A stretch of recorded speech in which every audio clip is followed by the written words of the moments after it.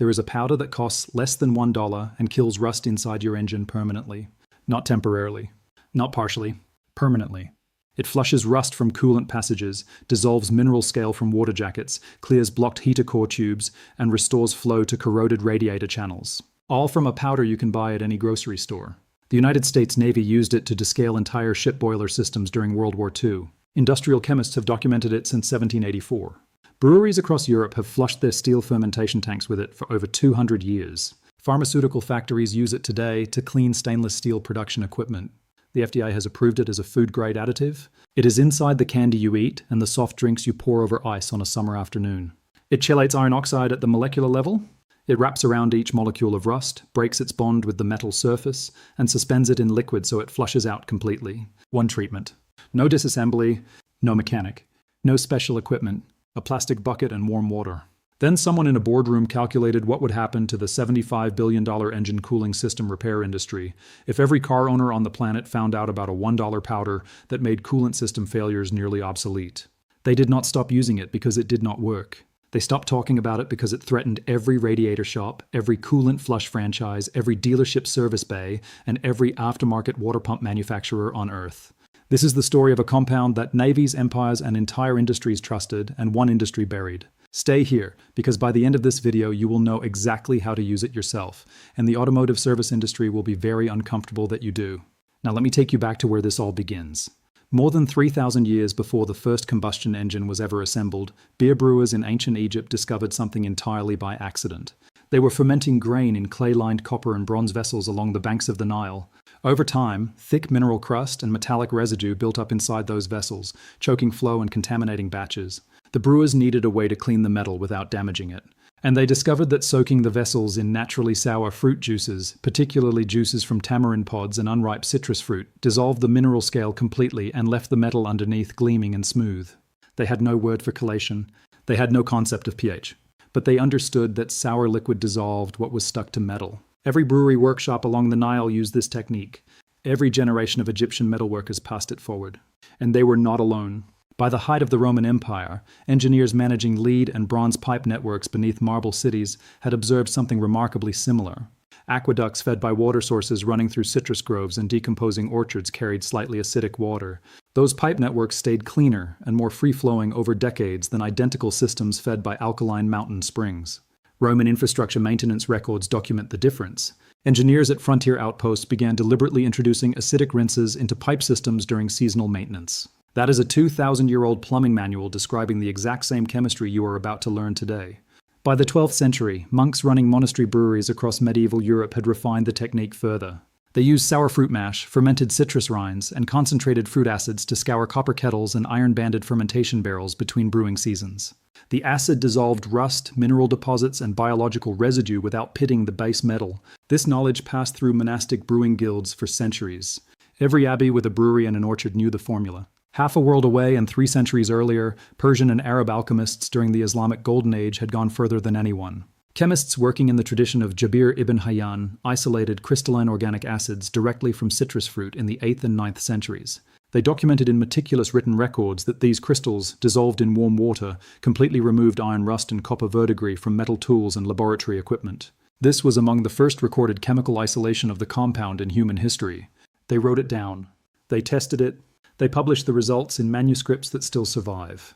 Across Asia, Chinese and Indian artisans used acidic fruit solutions to clean iron dye vats and metal silk reeling equipment for centuries. The knowledge traveled along the Silk Road, carried by traders who understood that sour fruit kept their iron tools clean in humid monsoon conditions. In South America, indigenous metalworkers used fermented citrus and tamarind preparations to remove corrosion from traded iron implements long before industrial chemistry arrived on the continent. Every civilization that worked with metal and had access to citrus fruit, tamarind, or fermented grain arrived at the same conclusion independently. Sour dissolved rust. That is not folklore. That is not an old wives' tale from a survival blog. That is convergent chemistry, observed and applied across 5 continents and 3,000 years of recorded human history. Fast forward to 1784 in a laboratory in Sweden, a chemist named Carl Wilhelm Scheele did something no one had done before. He isolated the pure crystalline compound from lemon juice for the first time in recorded scientific history. He documented its molecular behavior, its reaction with iron oxide, and its remarkable ability to chelate metal ions, meaning it wraps around each metal oxide molecule like a chemical claw, grips it, breaks its bond with the base metal, and holds it suspended in solution. For the first time, laboratory science could explain what brewers, monks, alchemists, and tanners had observed for millennia. The compound does not simply attack rust the way an abrasive does. It does not scrape or sand or grind. It kidnaps rust. Every single molecule of iron oxide gets surrounded, detached from the metal surface, and carried away like a prisoner extracted from a building. The metal underneath is left untouched, undamaged, and completely clean. And that distinction matters enormously for what happens inside an engine. Rust forms in coolant passages, water jackets, heater core tubes, and radiator channels. These are internal surfaces you cannot reach with sandpaper, wire brushes, or any physical tool ever manufactured. The only way to remove rust from the inside of an engine cooling system is chemically, dissolved in the fluid that flows through those passages. The compound Scheele isolated does exactly that. It circulates with the fluid, contacts every internal surface, chelates every molecule of rust it touches, and carries it out when you drain the system. By the mid-1800s, industrial engineers across Europe and America had figured this out. And what they did with it next made the modern automotive service industry very nervous. In 1939, the world went to war, and engine corrosion became a military crisis on an industrial scale. Liberty ships and destroyers running steam boiler systems in the United States Navy suffered catastrophic mineral scale buildup in seawater-cooled systems. Scale deposits choked heat transfer surfaces, caused overheating failures, and crippled propulsion systems at the worst possible moment. Navy maintenance depots needed a solution that was fast, effective, cheap, and safe enough for minimally trained sailors to handle in shipboard conditions. They found it in a powder that cost pennies per treatment. Bureau of Ships maintenance protocols, declassified after the war, document the systematic use of the compound dissolved in hot water to flush and descale boiler tubes, condensers, and heat exchangers across the Pacific and Atlantic fleets. Thousands of tons were ordered. Entire shipyard maintenance operations were built around the procedure. Destroyers, cruisers, aircraft carriers, and submarine tenders all received the same treatment from the same $1 powder mixed in the same steel drums by the same Navy machinists, standing in the same engine rooms. After the war ended, the knowledge did not disappear from industrial use. It simply moved behind factory walls where consumers never saw it. Power plants adopted the compound as standard procedure for descaling heat exchangers and boiler systems throughout the 1950s and 1960s. Paper mills, steel mills, and oil refineries worldwide integrated it into routine cooling system maintenance. Dairy processing plants, pharmaceutical manufacturers, and food production facilities use it today, right now, this year, to descale stainless steel equipment. It is FDA approved. It is used in food processing. It is one of the most thoroughly tested, safest, and most effective rust and scale removal agents ever documented by modern chemistry. A 50-pound industrial drum costs roughly $40, enough to descale an entire factory floor of heat exchangers, boilers, and cooling systems. The amount you need for one car engine costs less than $1. The Society of Automotive Engineers and ASTM International have published testing data on cooling system descaling agents for decades. The compound consistently outperforms commercial coolant flush products at a fraction of the cost. The data is not hidden. It is published in engineering journals sitting on library shelves. It is taught in university chemistry courses. It is printed in FDA food additive databases available to the public. So if the United States Navy trusted it with warship propulsion systems, if power plants trust it with million-dollar turbine cooling circuits, if the FDA approved it for human consumption, if pharmaceutical factories use it to clean equipment that produces the medicine you swallow, then why has no one at your local dealership ever mentioned it to you? Let me answer that with simple math that will make you very uncomfortable. The automotive cooling system repair market in the United States alone generates billions of dollars in annual revenue. Think about every component involved. The average radiator replacement costs $400 to $900. The average heater core replacement costs $600 to $1,500, and that cost is driven almost entirely by labor because the heater core is buried behind the dashboard and requires hours of disassembly to reach. The average water pump replacement costs $300 to $700. The average thermostat replacement costs $200 to $400. A routine coolant flush service at a dealership costs $150 to $250 and takes a technician roughly 30 minutes. Now multiply those numbers by the roughly 280 million registered vehicles on American roads. Scale that globally to over 1 billion passenger vehicles. The numbers become staggering very quickly. The entire cooling system service industry is built on one foundational assumption. That mineral scale and rust buildup inside your engine is an inevitable, recurring problem that requires periodic professional intervention. Every coolant flush interval printed in your owner's manual. Every recommended service notification that pops up on your dashboard display. Every dealership service advisor who leans across the counter and tells you that your coolant is past due, all of it assumes you will keep coming back every 18 months, every 30,000 miles, for the entire life of the vehicle. A $1 powder that any car owner can dissolve in warm water and pour into their own radiator, run the engine for 30 minutes, drain and flush, eliminating years of accumulated rust and scale deposits in a single afternoon in their own driveway, is not a product opportunity for the automotive service industry. It is an extinction-level event for their revenue model. A permanent solution is not what the service industry wants. A permanent solution is what the service industry has worked for decades to make sure you never find. And just like every other suppressed solution, they did not make it disappear. They repackaged it, marked it up, and made sure nobody recognized the original. Walk into any auto parts store right now and look at the shelf of commercial coolant flush products. Pick up any major brand. Turn the bottle around. Pull up the safety data sheet on your phone. The primary active descaling agent in the majority of those products is the same compound. The same molecule, the same chemistry Scheele isolated in 1784. The same powder the Navy dissolved in steel drums in 1943. They take $1 worth of naturally occurring food-grade powder, dissolve it in water with some surfactants and dyes and corrosion inhibitors, pour it into a branded bottle with a race car on the label and aggressive marketing copy, and sell it back to you at 15 to 40 times the actual cost of the active ingredient. $1 of powder in a branded plastic bottle becomes a $15 to $25 professional-grade cooling system treatment.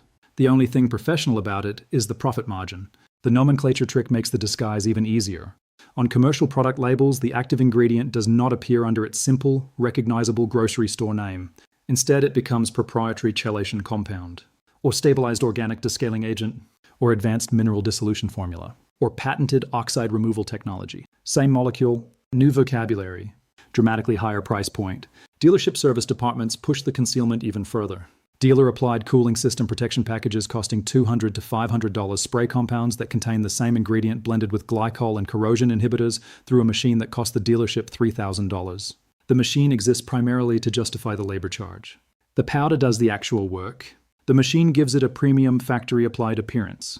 And the price tag convinces you that you are receiving space-age technology performed by highly trained specialists. You have been paying luxury prices for a grocery store powder dissolved in warm water, and nobody who profits from your engine rusting from the inside has any financial motivation to tell you the truth. And nobody has been hit harder by this suppression than everyday car owners, backyard mechanics, and anyone who has ever stared at a four-figure repair estimate for a cooling system problem. Think about every vehicle you have ever owned. Every time the temperature gauge crept toward the red zone on a hot summer afternoon because scale-clogged passages could not transfer heat fast enough to keep the engine cool. Every time the heater blew lukewarm air in January while you sat shivering in traffic because the heater core was half blocked with rust sediment that reduced flow to a trickle.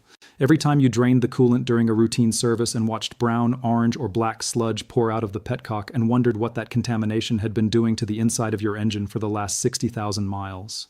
Think about every project car you have ever pulled out of a field or a barn with a cooling system full of orange mud. Every classic truck with a radiator so scaled up that it could not survive a 20-minute highway run without the temperature gauge climbing into the danger zone.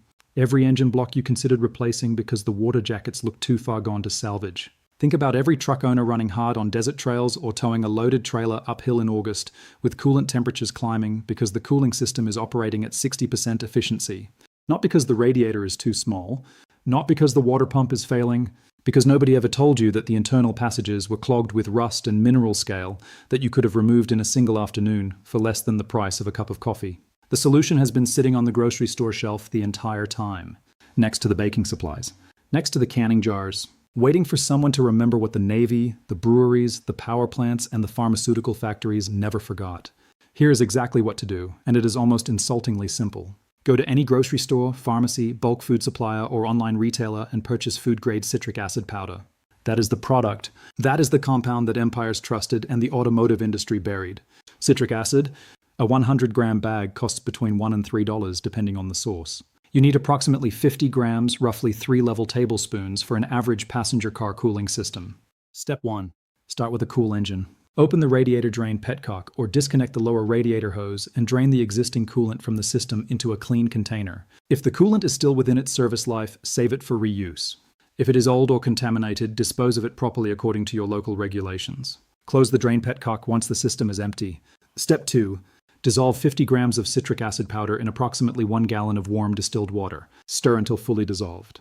The solution will be clear and have a faint tart smell like diluted lemon juice, because that is effectively what it is. Step 3. Pour the citric acid solution into the radiator or coolant reservoir. Top off the system with additional distilled water until it is completely full and there are no air pockets at the filler neck. Step 4. Start the engine and immediately set the cabin heater to maximum heat. This is critical. Setting the heater to maximum opens the heater core valve and ensures that the citric acid solution circulates through every passage in the entire cooling system, including the heater core, which is the most common location for flow-restricting rust and scale buildup. Let the engine idle until it reaches full operating temperature. You may hear improved coolant flow through the heater core as deposits begin to dissolve and passages clear. Run the engine at idle for 30 to 45 minutes. Do not drive the vehicle during this process. Let it idle in your driveway. Step 5. Shut off the engine. Let it cool until it is safe to handle. This takes approximately 60 to 90 minutes depending on ambient temperature. Do not open the cooling system while it is hot. Open the drain petcock and drain the citric acid solution into a container. Observe the color. It will be dark orange, brown, greenish black, or some combination depending on the amount of rust and mineral scale that was lining the inside of your engine. That color is dissolved corrosion that was choking your cooling system for years. It is now suspended in the solution and leaving your engine forever. Step 6. Fill the system with clean distilled water. Run the engine for 10 minutes at idle with the heater on maximum. Shut it off and let it cool. Drain the rinse water.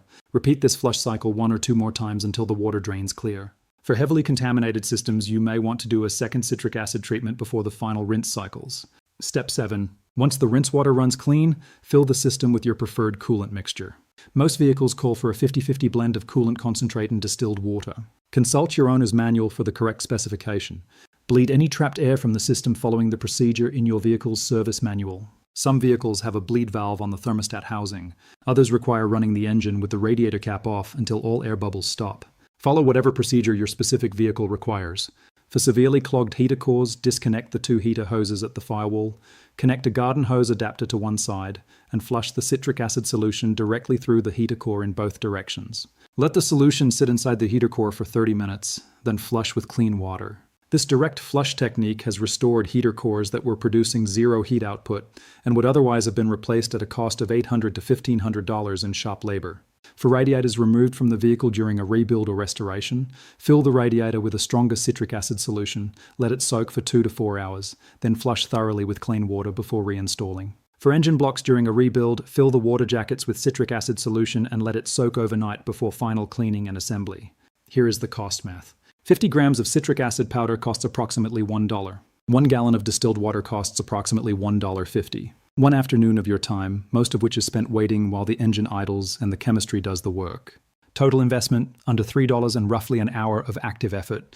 Compare that to a $150 to $250 dealership coolant flush that uses a diluted version of the same compound, pumped through a machine that exists primarily to justify the labor charge. Compare it to a $900 radiator replacement for a unit that was not physically damaged, but simply clogged with scale deposits that citric acid would have dissolved in 30 minutes. Compare it to a $1,400 heater core replacement that required 6 hours of dashboard disassembly because nobody told you that a $1 powder flushed through a garden hose adapter could have restored full flow in your driveway. A mechanic working on trucks in the rural Midwest began documenting his citric acid cooling system treatments in 2019 on a 2003 pickup with 190,000 miles and chronic overheating. The dealership had quoted $1,400 for a radiator and heater core replacement. He drained the cooling system, dissolved 50 grams of citric acid in warm water, poured it into the radiator, ran the engine for 40 minutes at idle with the heater on full blast, and drained fluid that looked like dark coffee. After the treatment, the engine operating temperature dropped 15 degrees from where it had been running. The heater went from lukewarm output to full, face-melting hot air within minutes of startup. The overheating problem disappeared completely. 18 months later, after a full summer of towing and a winter of heavy use, the truck showed zero recurrence. Zero overheating. Zero heater core restriction. Total cost of the fix, $2.60. The dealership quote was $1,400. The actual repair cost $2.60. Let that contrast sit with you for a moment. Then ask yourself why the dealership never mentioned the $2 option. The chemistry does not wear off because it does not leave a coating behind. It removes the problem entirely. The rust is gone. The scale is gone. The passages are clean. Refill with proper coolant containing the correct corrosion inhibitors for your vehicle, and the system is restored to factory new flow capacity. There is nothing left to flake off, nothing left to reclog, nothing left to choke the system from the inside. Every civilization that worked with metal and acid understood this fundamental truth. Egyptian brewers cleaning bronze vessels on the banks of the Nile 3,000 years ago. Roman engineers flushing pipe networks beneath marble cities across an empire. Medieval monks scrubbing copper kettles in candlelit monastery cellars after the autumn harvest. Persian alchemists crystallizing acids from citrus fruit under oil lamps during the golden age of Islamic science. Navy machinists descaling destroyer boilers in shipyards while the world burned around them. Power plant engineers flushing turbine cooling circuits in concrete buildings where the hum of generators never stops. $75 billion in cooling system repairs depends on you never learning what any of them knew. $250 dealership coolant flushes depend on you never reading the ingredients on the back of the commercial bottle. $1,400 heater core quotes depend on you believing that internal engine rust is an unsolvable problem requiring professional intervention and professional pricing. But chemistry does not care about service intervals. Chelation does not expire. And citrus fruit has never charged a labor rate. If this changed how you think about the rust forming inside your engine right now, share this video with someone who is about to spend $500 on a cooling system repair that costs $1 to prevent. Every single share puts a crack in the wall they spent billions building around knowledge that was never theirs to lock away. Subscribe, because this channel is going deeper into the vaults they thought were sealed forever. The next vault opens soon. And what is inside is the one compound every dealership charges $800 to apply to your paint that you can make at home for less than $5 with 2 ingredients from a hardware store.